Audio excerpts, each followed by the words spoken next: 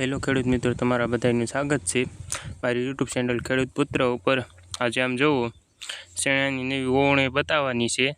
જો આ વવણી છે શેણાની નવી। હવે કારણ કે શેણા વાવવાની સિઝન આવી ગઈ છે, શાળું છે, હવે શાળામાં શેણાની વાવણી કરવામાં આવે છે। આમ જુઓ, આ ભાઈએ નવી જ વવણી બનાવી છે। જુઓ,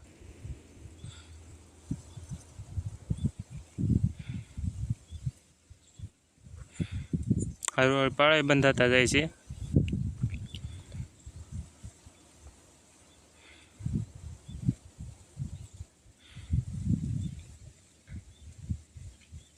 હવે કારણ કે શેણા વાવવાની સિઝન આવી ગઈ છે ચાળુમાં।